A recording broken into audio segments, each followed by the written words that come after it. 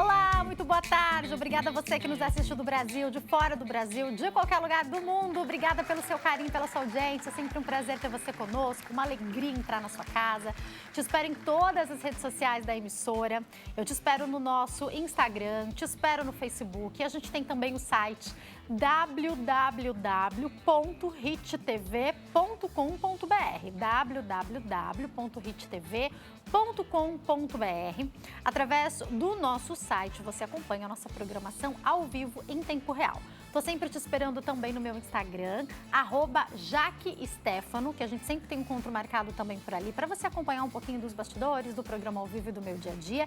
E enquanto o programa acontece, você participa através do nosso WhatsApp, que é o 11 3337 5886. No nosso programa de hoje, a gente tem bate-papo no próximo bloco sobre terceiro setor. A gente vai entender mais sobre esse assunto e nesse bloco a gente vai entender sobre tendências de cor e corte de cabelo para outono e inverno. Antes de começar esses assuntos, eu quero parabenizar o meu paizinho porque hoje é aniversário dele. Pai, Deus te abençoe, muitos anos de vida. Obrigada por ser exemplo. Hoje, que eu sou uma adulta, eu consigo entender o quanto eu sou privilegiada por ter nascido na minha família, por ter tido um pai que foi exemplo, que foi presente, que foi pai como tem que ser e que é até hoje, que segue sendo muito presente e ajudando demais a mim, ao meu filho, ao meu marido, e que é o melhor avô que meu filho podia ter, né? Te amo, paizinho, muitos anos de vida, que Deus te abençoe muito. Você é muito especial pra mim, pra toda a nossa família, viu? A gente vai começar então o programa de hoje batendo papo sobre cabelo, e quem eu recebo aqui para esclarecer as nossas dúvidas sobre o tema é a Carla Kageyama, que é consultora de cabelo e maquiagem. Tudo bem, Carla? Tudo bem. Prazer te receber aqui, viu? Prazer é todo meu. Primeiramente, muito obrigada pelo convite. E, segundamente, parabéns pro seu pai, né? Ai, obrigada. E pela sua existência, que sem ele você não estaria aqui. É verdade, então, muita gratidão a Deus por isso. Amém. Muito obrigada, viu, Carla? E olha, eu queria começar esse programa, esse bate-papo, falando sobre a importância de tudo que a gente vai falar aqui de tendências, mas também de adaptar para cada pessoa, porque também não é porque é a tendência que vai caber para todo mundo, né? Fala um pouco sobre isso, Carla. Exatamente. A tendência, ela é uma inspiração, na realidade, para você ter assim, mais ou menos uma inspiração do que você imagina sobre aquela estação do ano. Então, a gente tem primavera, verão e outono e inverno. E neste outono e inverno, a gente tem algo muito especial para todo mundo, que eu acho que cabe para muitas pessoas, inclusive para aquelas que nunca mudaram, querem mudar um pouquinho. E é uma tendência super leve, o moreno iluminado, né?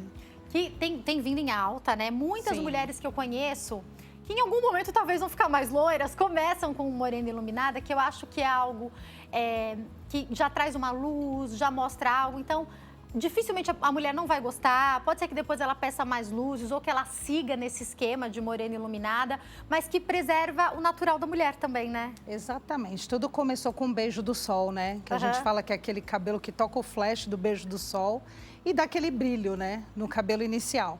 Então, a gente parte daí, dos cabelos naturais, que a gente consegue fazer uma transformação apenas com uma coloração, fazendo um tom sobre tom para dar um brilho natural do cabelo, que é o caso da nossa modelo. E como aquelas loiras que começaram a fazer as luzes, trazendo do moreno iluminado até os tons mais profundos, mais loiros, dependendo da cor do rosto, dependendo do estilo pessoal de cada um, da formalidade de cada um. Depende muito da profissão de cada um. Então, assim, tudo vai de acordo com o diagnóstico do profissional também. Perfeito. Né? Já a gente vai ter algumas imagens. A gente tem, como ela falou, uma modelo que daqui a pouquinho ela vai explicar o que ela fez no cabelo dessa modelo. Quero que você fale para nós também, Carla, um pouquinho sobre a manutenção desse cabelo. Por mais que seja importante, talvez, a gente de tempos em tempos conseguir ir ao salão, seguir as instruções que o cabeleireiro da gente passa. Isso também é muito importante, mas eu tenho falado muito sobre a baixa manutenção, porque eu tenho amado entender que eu não preciso, de repente, fazer o cabelo todo, toda vez que eu vou. No meu caso, é lógico que eu faço uma descoloração muito maior, mas me libertar e falar, posso fazer de 6 em 6 meses, posso ter essa tranquilidade. Por que a gente tem hoje na tendência, a gente pode pensar nessa manutenção mais tranquila? Inclusive, a tendência, ela pede para que não, assim, para que os clientes não sejam mais escravos do salão, né? Para a gente poder fazer um cronograma dentro de um ano, onde o próprio cliente pode estar fazendo uma manutenção home care, usando um shampoo e um condicionador específico para cada tipo de cabelo, desde o natural aos coloridos, aos descoloridos também, e para quando for ao salão de beleza fazer aquela manutenção mais profissional. Então, cada profissional, ele vai ter um direcionamento para cada tipo de cliente, seja esse um cabelo natural ou seja esse um cabelo com coloração ou descoloração.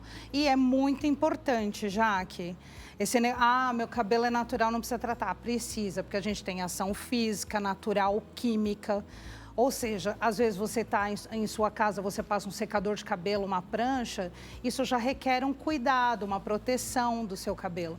Então, para tudo existe um diagnóstico, para tudo existe um cuidado. E assim, cuidar da gente é maravilhoso, não é? Falo, a gente precisa se cuidar, né? A autoestima da gente começa pelos nossos autocuidados. Então, se você pensa, mas eu não consigo ir toda hora no salão. Se você tiver um profissional que te acompanha, ele pode te direcionar, então, para fazer esse cuidado em casa, né? Com certeza. O cuidado em casa é como você fizer uma operação no seu corpo. Você faz a operação e você tem uma dieta direcionada para essa operação. Você tem um comportamento para essa operação. O cabelo, ele passa por uma operação. Ele passa por uma operação química, então ele tem que ter um home care direcionado e esses cuidados, eles são efetivos tanto em casa quanto no salão. Só que em casa é o mais importante. Porque é muito sempre, mais importante. Né? São todos os dias, Quantas vezes você lava o cabelo por semana? Tem gente que lava todo dia, gente que lava um dia sim, um dia não. E mesmo no dia que você não lava, como você falou, é o secador que a gente passa, é o protetor que tem que passar antes. Então, a gente tem que cuidar todos os dias do cabelo, né? Todos os dias. Você acordou, respirou, o cuidado é contínuo, de manhã até à noite. Não tem jeito, é isso aí. Eu sei que a gente tem algumas imagens e eu acredito que você vai poder explicar ainda mais pra gente sobre essas tendências. Vamos colocar a primeira imagem, por favor? Conta pra gente. Bom, esse daí é um cabelo de profundidade natural e ele tem 2 tons de tendência aí de moreno iluminado. Ali tem um tom amanteigado e um tom acobreado, que ele foi focado mais nas pontas do cabelo. É um cabelo mais praiano, um cabelo mais divertido, sabe? E cabe a todos os tipos de pessoas e formalidade. É um cabelo bem clássico. Ele é mais democrático, né? É um cabelo bem democrático, um cabelo feito wave, né? Com essas ondas. É um cabelo muito fácil de você lidar no dia a dia. Perfeito. Próxima. Esse também é um cabelo bem natural de tendência, também outono e inverno. Ele tem uma cor um pouco mais fria, né? Ele vem do seu tom natural com um tom mais amanteigado, né? Um amanteigado mais para um tom acinzentado, um perolado natural. Nossa, falei tanta cor junta, gente, mas é isso aí. É que eu enxergo todas as cores. É a mágica que vocês fazem, né? É a mágica. Mas é isso aí, é um tom também bem natural, onde cabe a todos os tipos de pele, inclusive esses 2 tons. Isso é importante de falar, Isso é muito importante. Porque às vezes a pessoa tem um fundo, ela não sabe identificar qual que é o fundo dela, se é frio, se é quente. Então, ter ideias, é lógico que o profissional pode te ajudar nisso, mas ter ideias do que vai ficar melhor para você também é importante, Exatamente. E assim, no Brasil a gente tem uma miscigenação muito grande de raças. Então, o cabeleireiro profissional no Brasil, eu falo que ele é o melhor profissional do mundo, porque ele tem japonês com italiano, que é meu caso, ele tem suíço, americano, maravilhoso igual como você. Então, a gente tem uma profundidade de cor. O nosso fundo de clareamento, ele é uma descoberta. Então, através dessa descoberta também, o profissional ele tem que se alinhar muito a respeito da colorimetria para que haja, assim, entre o desejo e a harmonia das cores e o tom de pele de acordo com cada tipo de cliente. Quero te perguntar agora sobre isso. Sempre que a gente vai fazer qualquer procedimento, seja um procedimento estético, seja uma cirurgia plástica, como você falou, é muito importante a gente alinhar expectativa com o que vai acontecer na realidade. Você falou uma coisa aí que é fato, eu sei porque eu já faço a descoloração do meu cabelo há muitos anos e você às vezes acha que vai acontecer uma coisa e acontece outra. O meu cabelo, por exemplo, no inverno tem uma resposta muito mais demorada para abrir do que no verão. Eu já conheço meu cabelo, eu já sei que é assim. Mas vamos imaginar um profissional que está pegando um cabelo pela primeira vez, que está na expectativa de chegar num tom. Também é preciso respeitar o tom que aquele cabelo aguenta, aquele cabelo chega, é isso? Isso é óbvio, isso é óbvio. Na hora, o diagnóstico, o alinhamento, a cliente traz uma inspiração para você, ou seja, numa foto pela internet, ou numa foto que ela traga de uma revista. Até de outro trabalho que você fez, né? Exatamente. Ela vai lá no meu Instagram, ela vê aquele perfil da Jaque e ela tem um cabelo preto igual o meu. Aí, o profissional, ele tem que saber dizer o não positivo de uma forma clara e objetiva. Porque não adianta você falar, olha, vai ficar assim, porque ele não vai. Então, tem que ser verdadeiro e correto na hora de fazer um diagnóstico. Falo isso para todo profissional. E assim, a cliente que vai na expectativa de ficar loira, gente, hoje tem outros métodos. Põe um mega hair no cabelo e você já concretiza o seu desejo lá na hora, não tem problema nenhum. Mas o importante é ser o mais verdadeiro possível, porque a expectativa e a realidade são duas coisas que mexem muito com a autoestima da pessoa. Então, eu falo para todo aluno meu, para todo profissional, eu falo, gente, a verdade ela tem que ser concretizada aqui. Não faça nada daquilo que você não saiba fazer, tá? Se não souber, não tem problema falar, não sei, vou passar para um profissional que sabe. E se souber fazer, fala exatamente dentro dos critérios de experiência e de parte técnica de que aquele cabelo ele vai atingir até aquele grau de coloração e de descoloração. Ele não vai ultrapassar aquilo. O importante é sempre trabalhar em cima do que é real. E acho que também entender, né, que às vezes chegar onde a pessoa quer vai exigir um trabalho e um desgaste maior para aquele cabelo. Então, uma pessoa que de repente já está com a tintura ou que tem o cabelo muito escuro, que quer um platinado, pode até ser que chegue, mas em que condição? Então, um bom profissional, você falou, também tem que saber falar o não positivo, né? Exato. E assim, Jaque, quando você quer, assim, requer um tipo de trabalho, ele vai requerer um tipo de tratamento, isso é óbvio. Os tratamentos, eles são efetivos em toda e qualquer situação. Até no comportamento mesmo, hoje a gente tem lugares específicos de moradias que têm um determinado cuidado com a natureza. O meio ambiente, ele traz para você várias respostas a respeito do próprio toque do cabelo, de como vai ser esse comportamento com a coloração. Então, dentro desse conteúdo e do comportamento pessoal da pessoa, a gente tem que saber que o tratamento ele tem que ser feito em toda e qualquer possibilidade. Ação física, natural ou química, independente de qualquer coisa. Perfeito. Trazer um cabelo platinado ou um cabelo escuro, ele vai ter que ter um tratamento direcionado. Agora, se a pessoa chega com o cabelo natural dela é um cabelo escuro, é um castanho escuro, é um preto, e ela fala, quero morena iluminada, dá? Dá. Você vai fazer o teu diagnóstico, você pode fazer um teste de mecha. Se essa cliente for uma cliente nova, eu sempre sugiro em toda e qualquer circunstância, faça um teste de mecha, porque ela pode ser uma cliente que ela faz natação, ela pode ter resíduo de metais no cabelo por conta de um encanamento de cobre, de efeito na casa mesmo, dela passar pelo aquele cobre todos os dias. Aquele tratamento que a gente fez em casa, que a gente tem certeza que é natural, que na verdade não era natural às vezes, né? Então, gente, vocês têm uma mania de falar natural. Tem uma mania de falar, eu fiz a natural. Primeiro que natural é diferente de artesanal, que é diferente de vegano, que é diferente de qualquer tipo de tratamento. Então, tomem cuidado com essa questão do natural, tá? Viu porque, a receitinha de alguma blogueira e passou no cabelo? A gente tem que saber o que tá fazendo, né? Tem que saber o que tá fazendo. Eu sempre falo, o melhor conceito para você ter um cabelo bem tratado, bem direcionado, é você confiar no seu profissional e você conversar. O teu profissional, ele é um consultor. Ele vai esclarecer para você. E se ele não souber, não tem problema, vai ter alguém que saiba. Se ele não atingir o nicho dele, por exemplo, o ofício dele, igual eu falo, tem tratamentos que é a base de tricologista, tem tratamentos que é a base de um dermatologista.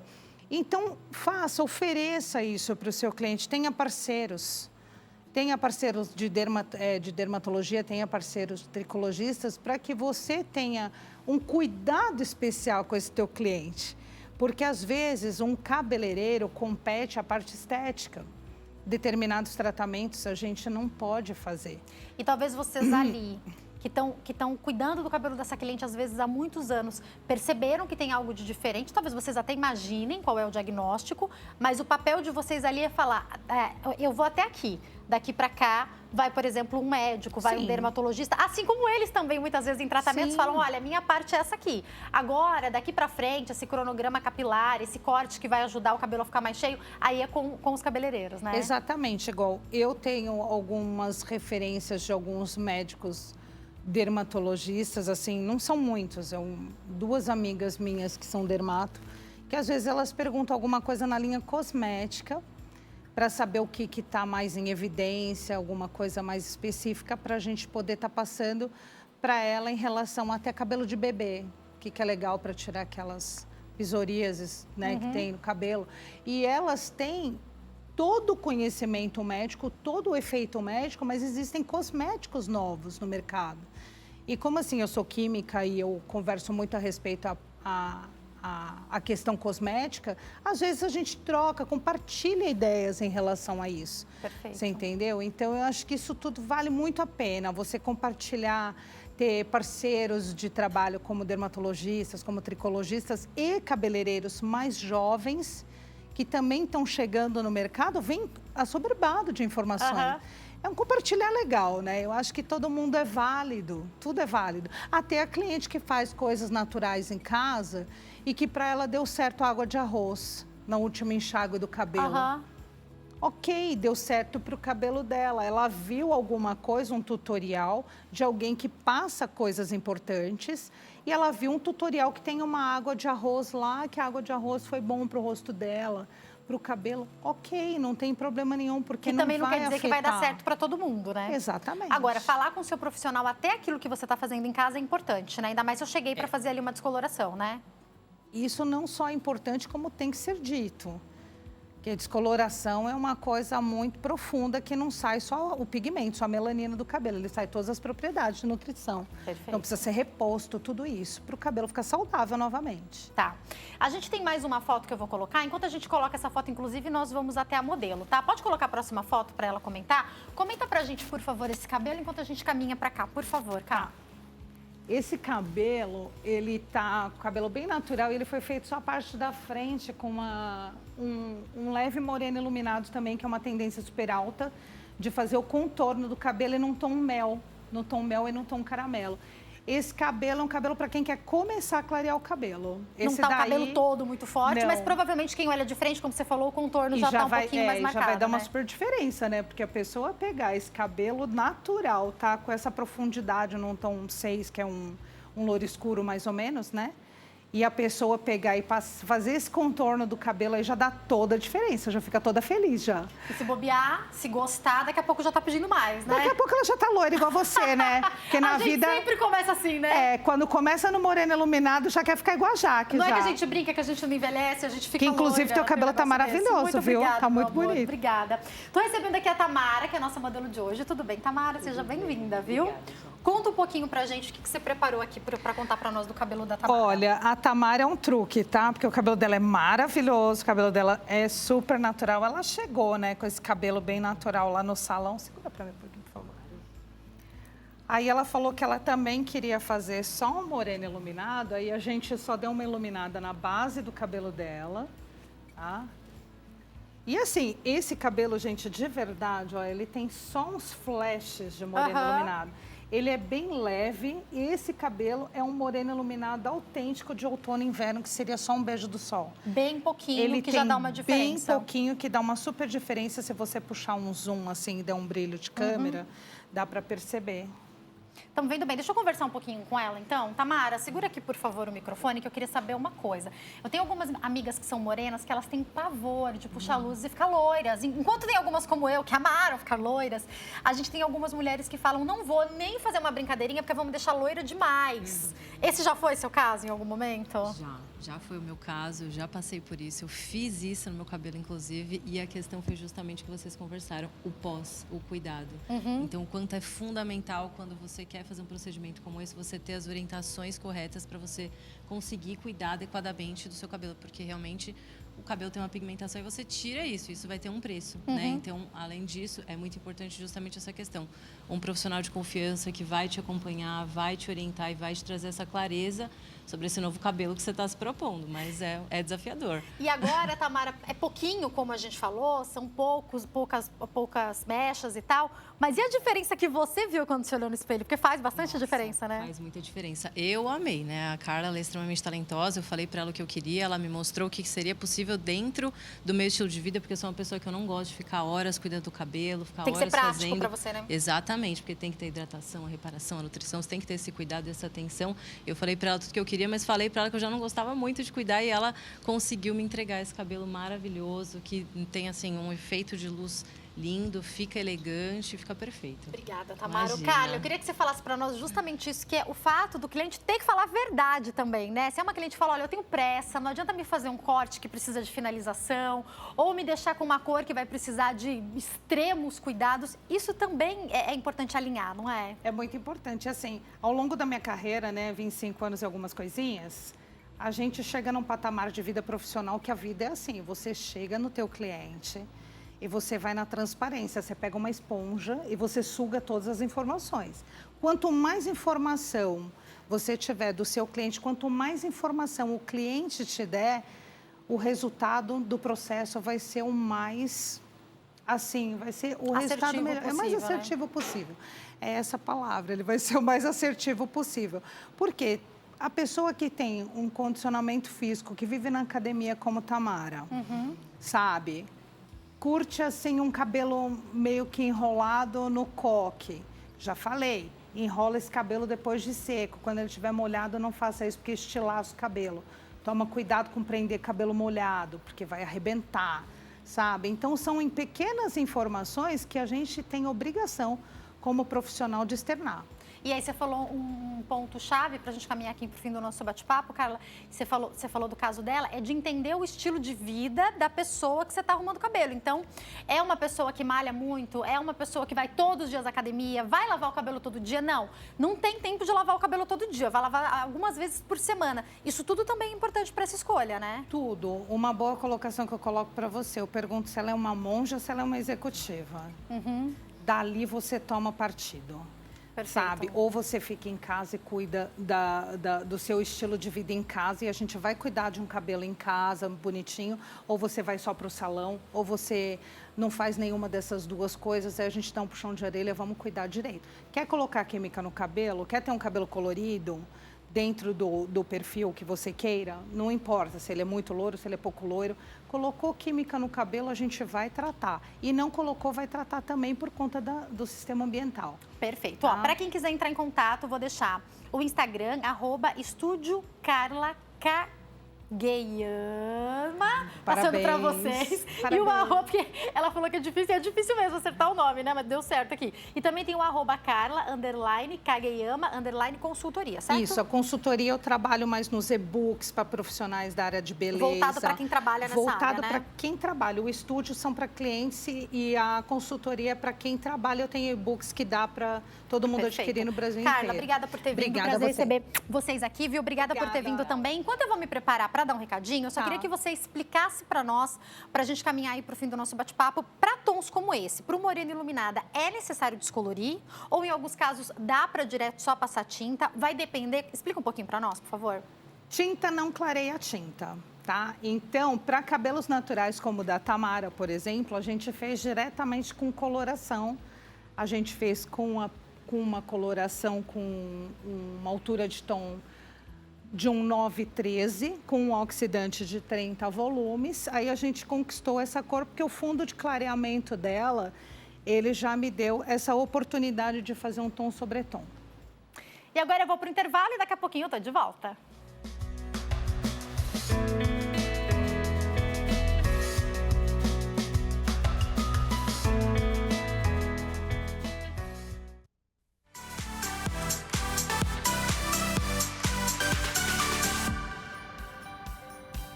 Nosso programa está de volta, esperando você nas redes sociais do programa, o Instagram, @nosso programa, e a fanpage facebook.com/nossopgn. Enquanto o programa acontece, você pode participar também através do nosso WhatsApp, que é o 11 3337 5886. Hoje a gente vai entender e aprender sobre a importância do terceiro setor. Quem fala com a gente sobre esse assunto é a Letícia Cortez, que é gestora de projetos de impacto social. Tudo bem, Letícia? Tudo bom. É Cortez Prazer. mesmo que pronuncia? Cortez, Seja bem-vinda, viu? Obrigada.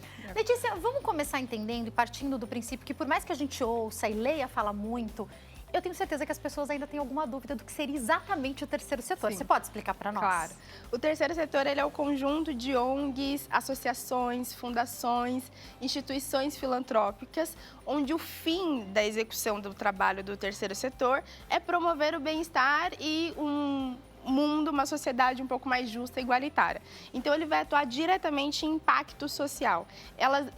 Essas associações, esse grupo, né, de instituições, eles não têm o objetivo de gerar lucro sobre esse produto.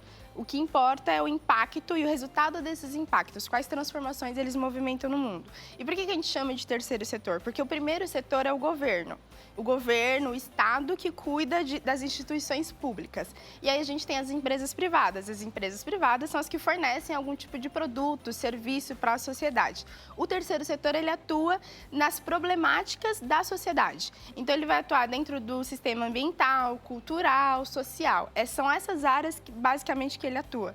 Ele chega em lugares onde esses dois setores, esses dois primeiros setores, não conseguem chegar, principalmente em lugares em situação de muita vulnerabilidade social, e soluciona problemas que normalmente não está muito à vista do governo, que é o primeiro setor, ou das empresas privadas, que é o segundo setor. Por isso que a gente nomeia como terceiro. Perfeito.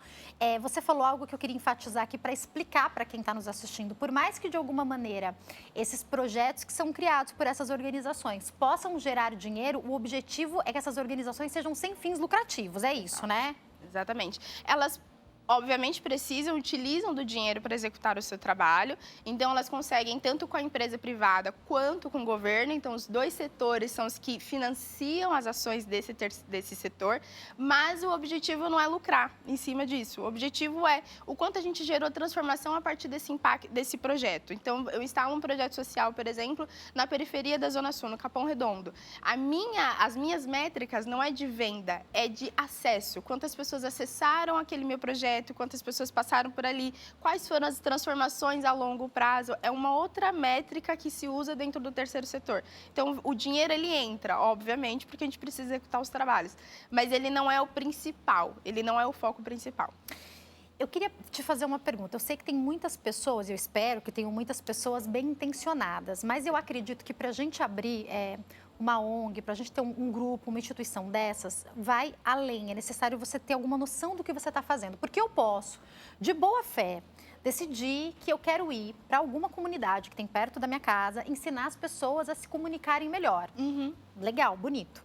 Mas aí eu posso chegar em você, que de repente conhece, já fez um trabalho lá, tem amigos que são dessa comunidade X em que eu estou querendo entrar, e você pode falar assim para mim, já que lá não é disso que eles estão precisando agora. Nesse momento, as crianças estão sem esporte, as crianças estão muito na rua. Então, você pode até, de repente, introduzir comunicação, mas vamos fazer de outro jeito? Então, para eu começar uma ONG, para eu começar um projeto, é interessante também eu não levar em consideração só aquilo que eu quero fazer pelo outro, mas o que o outro está precisando. Principalmente. Eu vou trazer um exemplo, quando a gente está trabalhando dentro de uma catástrofe. A gente acabou de ter no Rio Grande do Sul. Exatamente. E aí você tem um grande volume de doações. Você tem muitas e muitas roupas, inclusive saiu matéria. A gente viu algumas notícias falando sobre isso. A quantidade de roupa que chegou naquele lugar, e normalmente são roupas que, por exemplo, no Rio Grande do Sul não convinha. Então, é um vestido, é um biquíni, é alguma coisa que não vai caber ali no clima. Outra problemática que aconteceu nessa catástrofe do Rio Grande do Sul é a chegada de alimentos não perecíveis. Só que muita gente não estava com acesso à cozinha. Então, nem adiantou. Quanta coisa a gente, abre aspas, perdeu, fecha aspas, porque a gente não entendeu nem o que eles estavam precisando, né? A logística disso, né? Será que se agora a gente se organizasse melhor para mandar dinheiro, para que quem estivesse lá soubesse como vai direcionar? Exatamente. Eu fui separar algumas roupas, Letícia, e eu passei. Por isso, eu fui separar as do meu filho, aí eu separei, e daí eu lembrei, gente, tá muito frio, deixa eu pegar o que ele tem de frio, que é o que mais importa agora. Eu fui olhar sapato. Falei, gente, só tem sapato de salto. Não faz sentido nenhum enviar sapato de salto para quem está sem ter onde morar. Então, olha a logística que, de repente, eu, como cidadã, vou desempenhar para, seja se é o terceiro setor, seja se é o sistema público, seja se é alguém de maneira privada que vai enviar essas doações, enviar salto alto para lá. Eu estou fazendo com que algo importante deixe de chegar. A gente tem que raciocinar também, exatamente. Né? E precisa ter esse primeiro contato. Quando a gente está falando, por exemplo, em comunidades que estão em situação de vulnerabilidade, normalmente a gente tem algumas lideranças já daquele bairro que já mobilizam alguma coisa. É importante fazer esse primeiro mapeamento da escuta. E isso não só a sociedade civil, não só o cidadão, mas as ONGs, né? As instituições também precisam passar por esse processo. Porque senão vira um lugar onde a gente invade aquele território e diz o que é melhor para aquelas pessoas sem escutar as problemáticas dela. Então, uma das coisas que a gente fala, por exemplo, da junção do terceiro setor com a empresa privada ou com o governo, é justamente a escuta, o processo de mapeamento das famílias, das pessoas, as necessidades. Isso o terceiro setor consegue cuidar. E aí a gente tem o governo que dá uma estrutura e tem a empresa privada que consegue, por exemplo, financiar, assim como o governo também. Mas é a ONG. Acho que o mais importante quando a gente está com esse desejo de ajudar, de gerar algum tipo de transformação, e que é muito válido, como você falou, tem muita gente intencionada, com muitas boas intenções. É o que mais tem. Muita gente com vontade, mas não sabe por onde começar. Tenta puxar, olha ao redor ali, quais são as associações que estão perto, quais são as ONGs. Se você já tem um coletivo de pessoas que consegue se voluntariar, quais são os acessos que essas pessoas têm? Porque, por exemplo, por mais que você não tenha uma ONG, você tem acessos a algumas coisas. O que você consegue mobilizar a partir desses acessos que você tem? Então, é importante gerar essa construção coletiva. Não pode partir só do indivíduo. E pensando na pessoa que, de repente, tem uma empresa e quer ajudar, ela pode, então, procurar uma ONG. Super, é isso, né? Talvez exato. seja um melhor caminho, né? Exato. Hoje a gente tem vários... vou trazer duas nomenclaturas, só para colocar a gente na mesma linha. A gente tem hoje os ODS, que são conjuntos de critérios que foi estabelecido pela ONU em 2015 como um pacto do governo e das empresas de gerar um mundo mais igualitário, mais justo. E aí você tem desde a erradicação da fome, a preservação de vida terrestre, vida aquática, igualdade de gênero. Essas ODS, por exemplo, hoje é um compromisso do governo da empresa, e dentro das empresas a gente tem outro critério que é chamado de ESG, que cuida de governança, meio ambiente e social. Que o ESG, ela funciona dentro da empresa. A empresa, ela estabelece os critérios de desenvolvimento da própria empresa. Na questão do meio ambiente, o que ela produz, qual que é o impacto que ela está gerando no meio ambiente, como ela conseguiu reduzir isso. São critérios que o governo, e não só o governo, mas a sociedade civil já está sabendo, já está alinhada sobre essas informações. Até para cobrar, né? Até para cobrar, exatamente. Hoje, grande parte do nosso consumo parte de quem é essa empresa, como ela funciona, qual que é o posicionamento dela social e político. E aí, a partir disso, a gente consegue... Tem esses ODS e tem esse ESG, que são duas nomenclaturas, dois formatos da gente construir estratégias, projetos dentro das empresas, junto com a sociedade civil, para gerar uma transformação. Então, quando a gente está falando de empresa, a gente pode falar de voluntariado. Então, você pode reunir aquela área ali de recursos humanos, de desenvolvimento, de tecnologia, de programação. Junto àquelas pessoas, vai fazer um voluntariado numa ONG, vai fazer um voluntariado numa comunidade, enfim.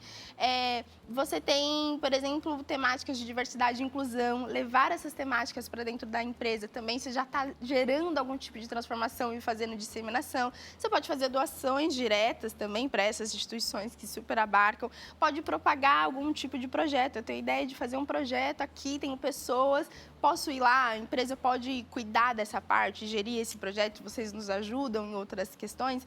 Isso é muito viável. A base colaborativa, por exemplo, que é de onde eu ingresso no terceiro setor, na ONG, ela é uma dessas que, vamos dizer, ela gera projetos novos. Tá. Então, ela tem Vocês toda a pensam os estrutura. projetos. Exatamente. A gente tem estrutura, entrega a estrutura jurídica, financeira, Então, mais eu ou quero menos abrir ali uma os ONG, passos. não sei por onde começar. Vocês poderiam me ajudar? Olha, minha ideia é Exatamente. essa, o que dá certo, o que não dá certo, onde eu posso aplicar e por aí. Exato. Eu tenho ideia de um projeto. Eu quero dar projeto de programação e tecnologia para crianças de 12 a 16 anos. A base colaborativa consegue abarcar esse seu projeto e aí ali a gente consegue puxar voluntários, né? Consegue puxar doações, enfim, a gente consegue construir um pouco junto. Ô, Letícia, me fala uma coisa. Muitas pessoas que eu conheço que são sérias e que têm ONGs já me contaram que, pelo menos no começo, tiveram que bancar o próprio projeto. Às vezes, a gente tem uma ideia errada, a gente sabe que existem pessoas de boa e de má fé em todas as áreas, mas falando de um modo geral, eu conheço muita gente séria que faz esse tipo de trabalho, que fala já que até conseguir dar certo, eu tive que bancar. A gente está falando aí você pode estar pensando, poxa, o terceiro setor tem ajuda do privado, tem ajuda do governo, mas não é tão simples assim, né? Fala um pouco sobre como você percebe que é esse começo para quem tem uma boa ideia. Sim, ele é bem difícil porque a gente precisa, para você se nomear como instituição, associação, fundação, você tem algumas burocracias jurídicas. Então tem que fazer estatuto, tem que ter algumas coisinhas ali, porque aí vai dar uma validação, vai gerar um número ali, vou dizer de forma muito grosseira, vai gerar um número para você virou uma instituição. A partir daquele número, você consegue receber de fato doações. Então consegue ter acesso a políticas públicas, a editais, a alguns editais privados e públicos também. Enfim, você consegue ali co-construir junto com os outros dois setores. Mas, de fato, primeiro é essa burocracia e é o investimento próprio, assim. Eu falo que é muito no amor, né? É muito no desejo de gerar transformação e impacto mesmo. Você vai ali com o coração. Mas, no meio do caminho, você vai puxando pessoas. Eu tenho uma associação muito próxima ali da gente que trabalha e que, normalmente, elas fazem festa junina, festa para as crianças, e as doações, majoritariamente, vêm da galera do bairro, vem do mercadinho, vem do padeiro, vem da senhorinha que faz um salgado, que faz um bolo. Muitas vezes é a comunidade ajudando a comunidade. É a própria comunidade ajudando. Então, apesar de é muito difícil, de fato é trabalhoso e tem um investimento financeiro e, de fato, humano, né? Mas ainda assim, você consegue co-construir. Quando você está nessa intenção, você chega em outras pessoas que estão nessa intenção também e você consegue viabilizar. Letícia, como alguém que atua nessa área, eu queria conversar com você de uma maneira muito transparente sobre uma preocupação que eu tenho no momento em que o nosso país está polarizado. Então, a gente está vendo um problema, a gente está tendo um problema por causa dessa polarização. Então, por exemplo, as pessoas de direita, e eu posso falar abertamente que eu me considero uma pessoa de direita, eu consigo ver totalmente a importância das ONGs, eu consigo abraçar, eu não tenho problema nenhum de conversar com a esquerda, de aprender, mas nem todo mundo é assim, tanto de um lado quanto do outro. Quando a gente fala em polarização, a gente está falando dos dois extremos. Isso atrapalha o terceiro setor? Bastante. Bastante, porque aí a gente deixou a intenção humana, né? Que não é sobre direita e esquerda, exatamente, né? É sobre gente. É sobre gente, é sobre cuidado, é sobre como que a gente preserva essa vida e preserva o nosso planeta para as outras vidas. É como que eu percebo que os meus acessos e os meus privilégios dá para ser partilhado e todo mundo ter acesso. Não preciso deixar de comer para que o outro coma também. Eu preciso que todo mundo possa comer. Então, ela é muito além desse posicionamento político. Perfeito. Essa é a palavra. Além desse posicionamento político, que posicionamento você tem como cidadão? Que tipo de pessoa você está querendo ser? O que você está gerando para esse mundo? Que não é só para você, é para os seus e para os que estão em torno. Então, acaba dificultando de fato. Mas aí a gente vem chegando nesse lugarzinho, assim, onde a gente precisa olhar para o outro. Isso aqui é um ser humano, assim como você. Ele tem todas as mazelas, as dificuldades que você também passa. Como é que a gente consegue alinhar as nossas percepções de cuidado, de empatia, como que a gente consegue aguçar a empatia. Então, acho que a estratégia é aguçar a empatia no outro, para a gente diminuir esse distanciamento que a gente tem tido, de fato, no Brasil e no mundo, né, como todo. E, Letícia, outra coisa que eu queria saber, quando a gente fala de trabalhos com ONGs em algumas comunidades, não é tão fácil entrar por N motivos que a gente sabe que existem ali. Então, como pastora que eu sou, eu consigo entrar em muitos lugares também. E vejo que eu acabo tendo um acesso facilitado quando você explica quem você é e o que você está querendo fazer ali. Mas a gente sabe que há um certo cuidado que a gente tem que ter para entrar em qualquer lugar. Você está entrando na casa das pessoas, nos costumes das pessoas, na cultura das pessoas. E às vezes você quer mudar a ideia delas e não é sobre isso. Fala um pouco sobre essa entrada nas comunidades. Eu acho que precisa ter esse lugar que você falou do respeito, né? De você entender que existe uma organização social já acontecendo naquele bairro. Que por mais que a gente tenha essa organização social mais global do Brasil e etc., Brasil, a gente tem 1000 Brasis dentro do Brasil, assim como São Paulo, a gente tem 1000. Se você for falar de cada comunidade que você conhece de São Paulo, você vai falar de cada realidade única, né? Zona Leste é muito diferente do comportamento da Zona Sul, funciona de forma diferente, assim como às vezes um bairro para o outro. Eu acho que é muito importante a gente entender qual que é a nossa intenção de fato de chegar naquele espaço. Por que a gente quer adentrar naquele lugar e o que a gente quer entregar. Mas, além disso, o que a gente está disposto a receber. porque eu garanto que a gente aprende muito mais do que a gente está ali para ensinar. Eu aprendo muito mais, assim. Quem eu sou hoje se dá pelo trabalho e pelo contato que eu tive com essas pessoas. Não porque eu inseri algo nelas, não porque eu ditei algo que elas deveriam não fazer. E isso, de alguma forma, acaba distanciando também as pessoas. A gente consegue trabalhar muito menos quando eu estou muito fincado na minha ideia e eu preciso passar aquela ideia e é isso. Ou eu não concordo, acho que o jeito que você vive não é o certo, eu estou aqui para dizer o que você tem que, como você tem que viver. De fato, a gente distancia e não gera um respeito a essas comunidades, que apesar de uma situação de extrema vulnerabilidade social, elas conseguem construir coisas gigantes, maravilhosas, tem uma inteligência, uma sabedoria que existe naquele lugar que dá para muito a gente beber. Eu falo muito que esse contato da empresa privada com o terceiro setor, quem ganha muito é a empresa privada, com toda certeza. O terceiro setor, obviamente, ganha, mas esse contato das pessoas com a comunidade, com a vida pulsando, é outra, assim. E Letícia, explica para nós o que você daria de orientação para a pessoa que tem a sua pequena empresa, que nos assiste. Eu tenho muitas artesãs que começaram a fazer trabalhos agora, por exemplo, na época da pandemia, e acabaram crescendo muito. E hoje já tem como enviar sua nota, às vezes já contrataram 1 ou 2 funcionários e já começam ali como uma microempresa e às vezes tem sonhos, tem desejos de levar, por exemplo, artesanato, de ensinar a fazer um bolo, de ajudar. Tem uma ideia, por onde eu posso começar, Letícia? Checar qual a região que você quer atuar, qual lugar que você quer atuar, checar se a gente já tem alguma liderança que já consegue, que já mobiliza alguma coisa ali naquela comunidade. Aquela liderança, ela vai ter muito mais informação sobre as necessidades, as pessoas, os lugares que você consegue adentrar. E aí, a partir dessa necessidade, você constrói junto com a comunidade. Apesar de você ter o desejo de levar o crochê, por exemplo, o tricô para dentro da comunidade, para gerar renda para as mulheres, para as famílias, ainda assim é importante entender qual que é a principal necessidade dessa pessoa, daquela família. Então, esse é um passo. Depois, se você achar, se entender que não dá conta, que não tem braço suficiente, porque de fato a gente não tem braço suficiente, procure uma ONG. E principalmente aquelas que estão atuando dentro daquela própria comunidade. A gente tem algumas ONGs que estão mais afastadas, mas quais são as que a gente tem ali dentro, já atuando, já fazendo, já tem um espaço, já tem alguma coisa acontecendo? Entende se aquela atuação é diretamente com a cultura, com a arte, com a moda, com o artesanato, porque às vezes aquela ONG ela não trabalha com esse tipo de viés, né, com esse tipo de área.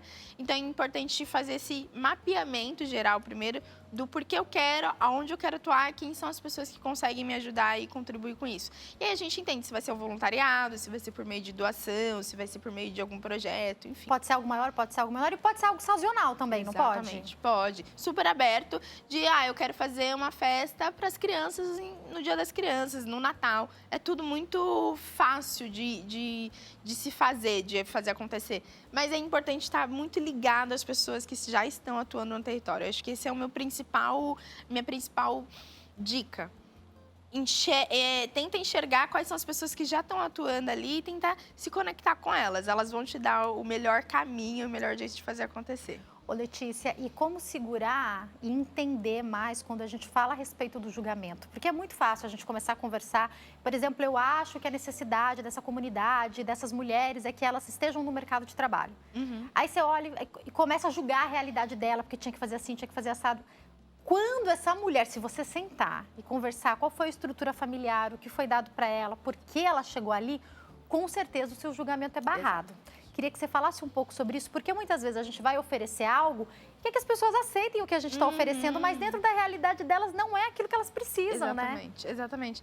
Eu acho que tem essa ideia de que a minha visão de mundo é sempre melhor que a sua, né? Exatamente. Eu acho que esse é um primeiro passo que a gente trabalha muito. Dentro do programa Tamo Junto, por exemplo, que é um dos trabalhos que eu faço, um dos projetos que eu gesto, a gente atua com ferramentas socioemocionais para jovens em situação de vulnerabilidade social. Então, a gente vai dentro das escolas falar sobre as nossas emoções, falar sobre as as nossas necessidades, falar sobre as nossas dores, os nossos anseios. E quando a gente está falando, levando essa temática para dentro das escolas, a gente pode puxar números de adolescentes, de crianças que estão sofrendo com ansiedade, com depressão, enfim, as violências que estão acontecendo dentro das escolas.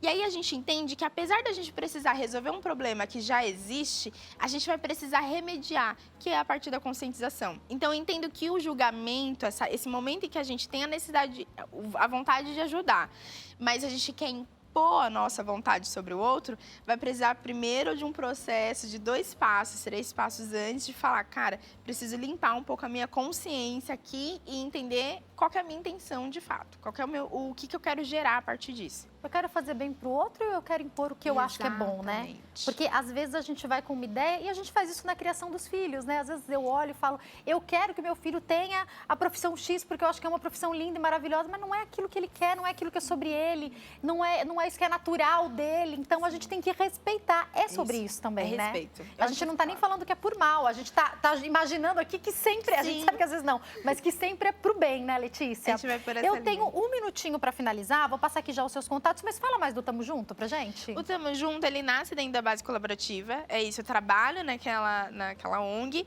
mas eu entendo que tinha vários outros projetos e a gente precisava atender essa necessidade. A base colaborativa, ela já é uma ONG especializada em cursos de desenvolvimento humano, leva para dentro das empresas, leva para as comunidades, enfim, a gente tem 8 projetos ao todo aí atuando nessas áreas, mas em outros vieses também. Só que a gente entendeu que tinha um gargalo. Eu atuava na base do Capão Redondo, uma unidade, e aí a gente tinha os jovens que participavam dos cursos que a gente dava, de programação, de idiomas, etc. Mas em um dado momento eles iam saindo. E a gente não entendia bem o porquê. E aí foi nesse momento que a gente decidiu criar o Tamo Junto, porque tinha uma necessidade de precisamos estruturar esse jovem. Vamos cuidar da saúde mental deles, Exatamente. porque tem algum motivo aqui que está se repetindo. Exatamente. Perfeito. Exatamente. Viu só? Isso daí é ouvir, é olhar, é estar atento à comunidade, né? Para quem quiser entrar em contato, eu vou deixar o Instagram, Base Colaborativa, e o Instagram, @Programa Tamo Junto. Tá passando direitinho para vocês como se escreve, Letícia. Muito obrigada. Viu? Foi um prazer te receber aqui. Muito obrigada. Sucesso nos seus trabalhos. Obrigada. Obrigada a você também pelo seu carinho, pela sua audiência. Eu tô te esperando aqui amanhã, se Deus quiser. Tchau, tchau.